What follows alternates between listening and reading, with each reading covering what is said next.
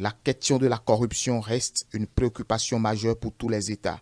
Elle constitue une menace sérieuse pour l'économie, le bien-être social et la démocratie, a d'entrée affirmé Jean-Baptiste Elias. Ce sujet devient une préoccupation pour le monde entier à travers les chefs d'État et de gouvernement qui ont pris la mesure de cette situation. Au Bénin, ce sujet a été un souci de tous les gouvernements qui se sont succédés. À l'avènement du régime de la rupture, la Cour de répression des infractions économiques et du terrorisme est installée, un instrument de lutte contre la corruption qui frappe la conscience des citoyens. Un audit n'est pas non plus un jugement. Un audit, c'est juste le regard sur la gestion d'un moment. Un conseil des ministres n'est pas un tribunal.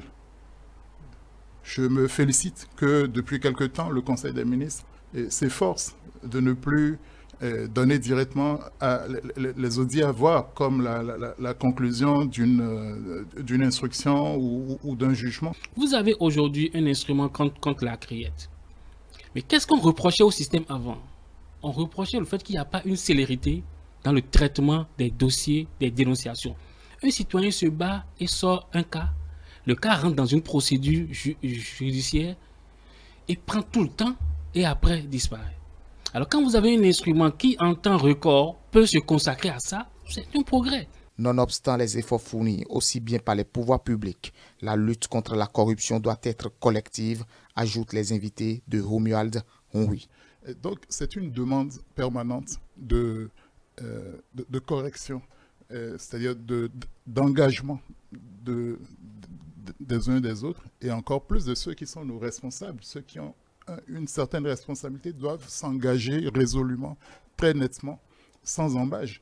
La responsabilité de la lutte contre la corruption incombe à nous tous. Dans le pays, d'abord le chef de l'État, à travers une prise de conscience et surtout une volonté politique. Le chef de l'État sera accompagné bien entendu de son gouvernement, puis les autres institutions doivent également accompagner la lutte contre la corruption. Ensuite, il y a nécessairement le secteur privé qui est concerné par la lutte contre la corruption.